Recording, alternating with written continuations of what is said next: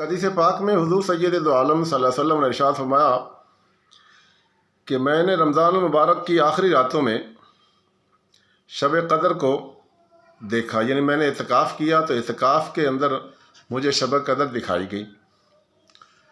تو میں نے چاہا کہ میں باہر آیا تو میں نے چاہا کہ لوگوں کو بتاؤں، تو دیکھا تو وہاں دو لوگ آپس میں جھگڑ رہے تھے۔ ان کے جھگڑنے کی وجہ سے اللہ تعالیٰ نے وہ شب قدر کا علم جو تھا وہ میرے دل سے محو کر دیا، اتار دیا۔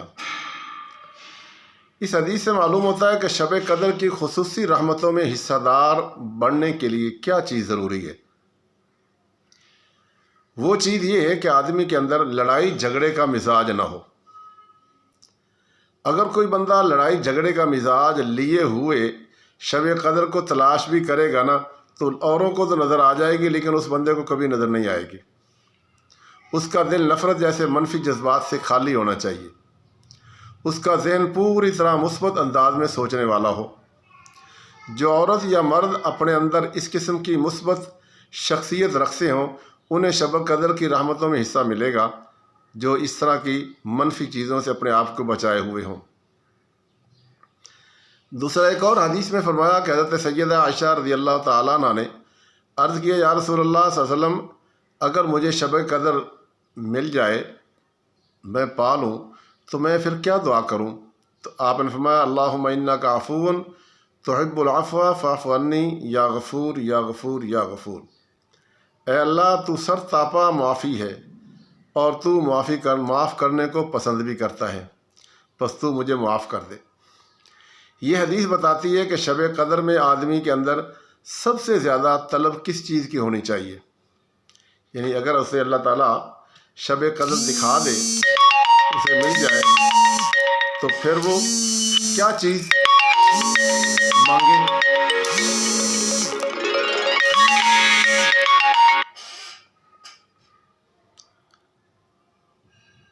آدمی کو وہ یہ ہے کہ آدمی موت کے بعد آنے والی ابدی زندگی کی کامیابی کا حریص ہو، یعنی وہ اگر شب قدر پائے تو وہ اللہ تعالیٰ سے کیا مانگے؟ اس کو چاہیے کہ وہ آخرت کی کامیابی کو مانگے۔ وہ اللہ تعالیٰ سے درخواست کرے کہ خدایا تو میری غلطیوں کو، کوتاہیوں کو معاف کر دے، آخرت کی ابدی زندگی میں تو مجھے دوزخ کے عذاب سے بچا لے اور جنت کے باغوں میں داخل کر دے۔ شب قدر ایک اعتبار سے شب امن ہوتی ہے۔ جس عورت یا مرد کو شب قدر کی رحمتیں مل جائیں، اس کا دل امن و سلامتی کے ساتھ کے جذبات سے بھر جاتا ہے۔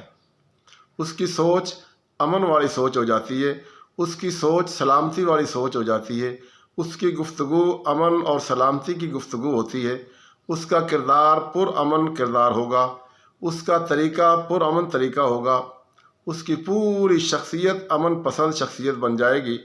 اس کے ذریعے دوسروں کو جو چیز ملے گی وہ امن ہوگا، اور صرف امن ہی ہوگا، سلامتی ہی ہوگی۔